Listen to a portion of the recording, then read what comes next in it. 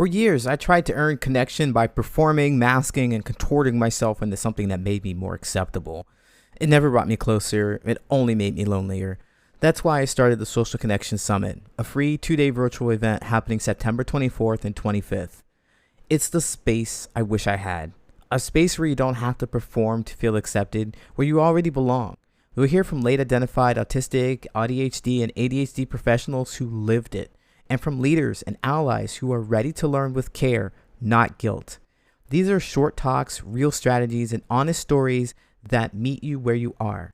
We also have giveaways, special bonuses for those who invite others, and full access to replays. So don't sweat it if you can't make it live.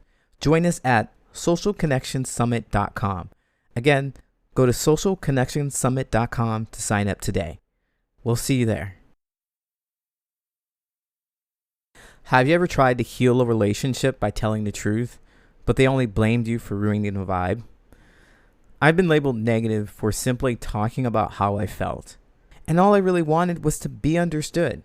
In this episode, I'm going to talk about the heartbreak of being blamed for the very conversations that could bring you closer, and how desperation for connection can actually push people further away. Are you ready? Let's go.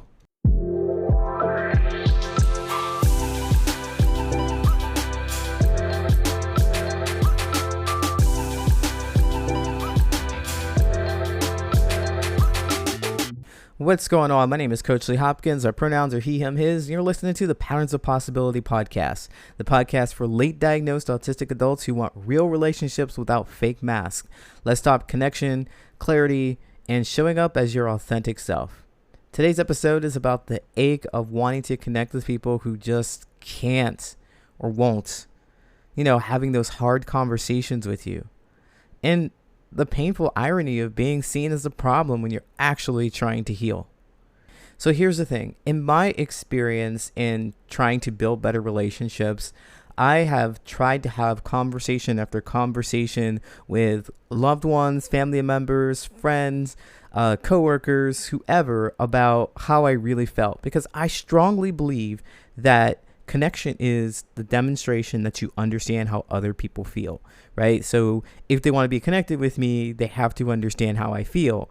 And if I never tell them how I feel, then they can't really be connected or demonstrate that they can connect with me. I mean, by listening and understanding and doing the things that I'm looking for in connection. So step one is I have to figure out what I feel. And step two, I have to tell them. And in a connection, the other person would actually listen. And so figuring that out about creating those relationships, I wanted to deepen my relationships with other people. So I wanted to tell them how I felt about my experiences with them, about my experiences with the world, and all kinds of things. But when it comes to building relationships with people that are close to you, if they're not capable or interested to hear what you really have to say and how you really feel, then it's a problem. And so that's what I discovered. It especially gets hard when you tell people about their actions and their behaviors and how they have impacted you. Some people just don't want to hear it. And so here are the 5 things that I really discovered, and you might discover too in your journey of trying to tell people how you feel so that you can get closer to them. So the first thing is that I discovered that honest conversation will get you labeled negative. You're negative. You're negative. You're ruining the vibes. Only good vibes here. Only good vibes. And so you bring up hurtful behaviors, and you can do it in a calm way. You can do it in a non-accusatory way. You can actually remove them from the whole accusation or the whole experience and say, I felt upset. I felt sad. And they'll say, you're killing the vibe. You're the problem. See, you bring all this negative space. You bring all this negative energy into the space. You got to get out of here. And a quick example is that, you said that the joke, if they made a joke about you, it's the easiest one. They made a joke and you felt some kind of way about it. Suddenly you're the problem.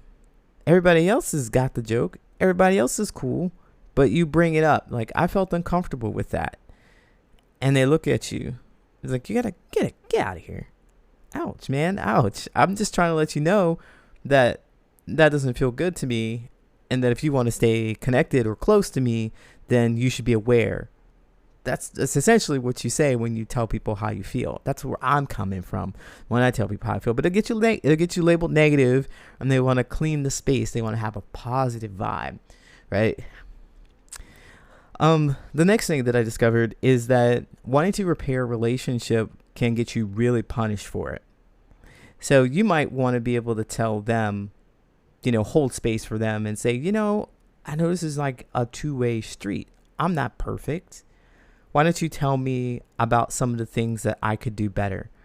Ooh, that sounds vulnerable, doesn't it? That sounds vulnerable because some people, your closest friends, your family members, they'll use that as an opportunity to nail you down, to hurt you as much as they can, because they don't really want to tell you something that you could do better. They don't really say how they have been impacted by your behavior. Then essentially they want to say that you are bad, you are wrong, and shame you. Because they don't want a solution. They just want to let you know that you hurt them and there's really no solution to the pain. You get what I'm saying? There's really no solution to it. They'll say something like, I really don't like when you laugh like that. Like, how does that even hurt you? What are you talking about? That's part of my personality. That's my character. Try something like, when I show up late, when you expect me to be on time, you get upset. All right, there. We can work with that. We can work something out. But they will use it to punish you. And all you're trying to do is have this conversation where they feel more seen. It doesn't really work. The third thing that I discovered is that desperate energy pushes people away. So what I mean is that the more you want to fix your problem with them, the more they are going to resist. You're going to try really hard to let them know how you feel in hopes that they will listen and then change their behavior. But what they're going to do is resist you.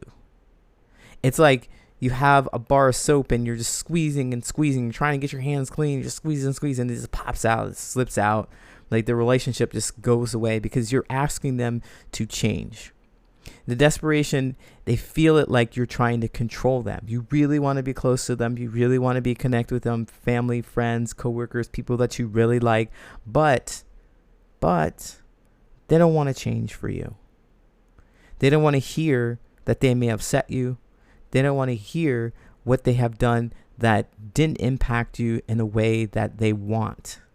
So they'd just rather make you the problem. And they're going to push you away.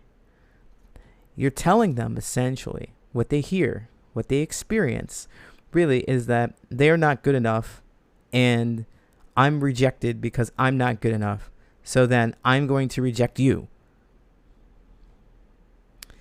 Doesn't feel good for either party. So when you have that desperate energy, I just really want to fix it. I just really want things to be different. I just really want to change it. You've got to do something with that. If you direct it at them, I guarantee your relationship is going to be tough. It's going to be tough. Most people think that they're bad at relationships. But the truth is that they've never been taught how to connect without losing themselves. I'm Coach Lee, and I built the Connection Lab to fix that. It's a 12-week small group coaching experience for people who are done masking, overgiving, and guessing what others want. You'll get real practice, clear tools, and weekly support in a group of just 4 people. How dope is that?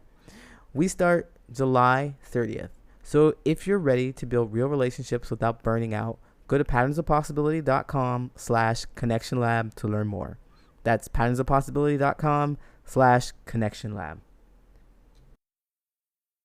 The fourth thing that I discovered is that people don't want to be changed by other people. They don't want to be forced to change. So when you want them to stop a behavior, it feels like you're asking them to stop being themselves. So I know, I get caught up in this because it makes perfect sense that you don't want to be told that you have to be somebody else. But also, if you're trying to heal a relationship, you're thinking, well, maybe the person, the friend, the family member doesn't know that they are doing something that harms you or doesn't feel good to you. And so it's your duty to let them know, right? And if you let them know, then they will be more than happy to make this adjustment because they don't want to hurt you, right? But it's not the case. We're always thinking about ourselves before we're thinking about other people. No matter what, any kind of relationship you have, we're thinking about how we can benefit ourselves and what feels good to us before anyone else. And so if people are doing things that harm you or that don't feel good to you, and you bring it to their attention and they don't want to stop, well, they're benefiting more than benefiting by doing the thing that harms you more than they are changing.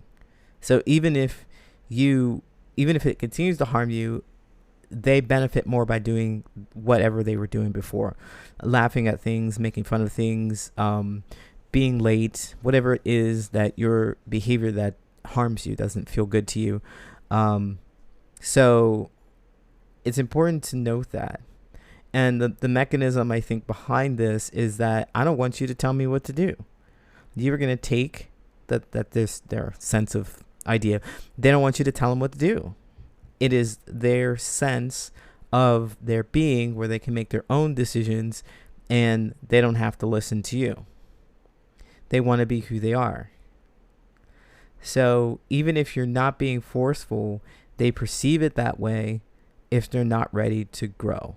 They feel like you're imposing upon them, when actually it's always going to be their choice, and they can make their choice or not make the choice.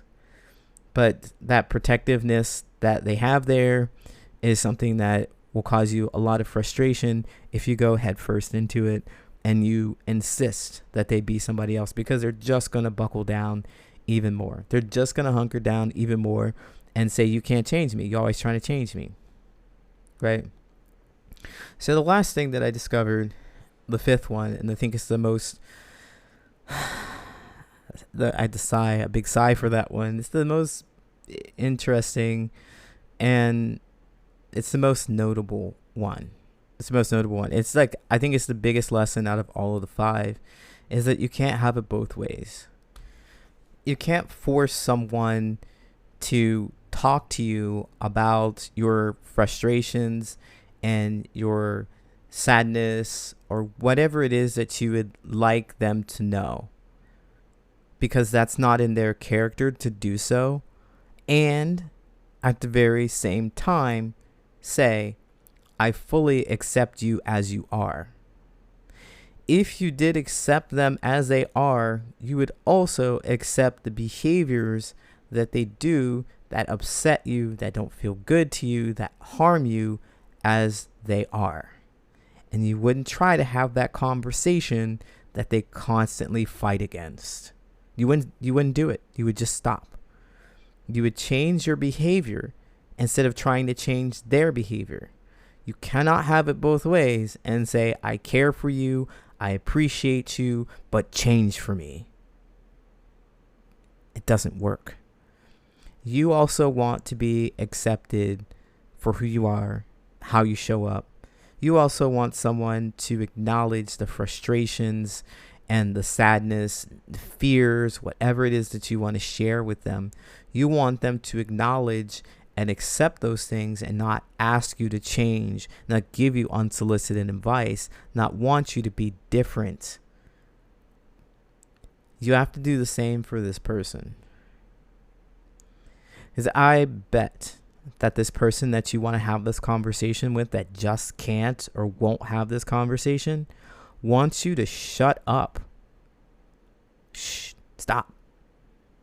And if it's in your nature, if it's your deepest desire to express, to be heard, understood, appreciated, and accepted, then you have to talk. Where does that leave you? How does that feel for someone to tell you to be quiet? Probably doesn't feel good. I know it doesn't feel good for me. So when you get to this point, you have to be able to opt out of this situation. You recognize that they are where they are and you are where you are, and make a decision. Do you want to still try to force this conversation? Or do you want to go talk to someone who will have this conversation with you? Now, I know you probably want to have this conversation with one of your parents or both of your parents or another family member, a sibling. You probably want to go have a conversation with a best friend and continue to have that kind of relationship with them where you open up and you talk, but it might not be possible. So you have to make a decision. What's your relationship going to be like? Are you struggling to reach out without feeling awkward? Then I have a very, very special gift for you. It's called the 333 method, an easy way to reconnect without awkwardness. If you ever feel unsure about what to say, when to say it, or if it's too late to reach out, this will help. It's simple, it's clear, and it's made for people who overthink connection. There's no email required. Just grab it for free at patternsofpossibility.com. Click on resources and get your copy.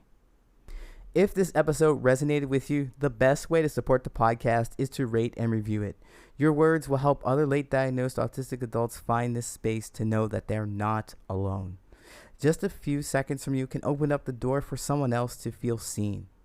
Hey, I appreciate you, and thanks for being here.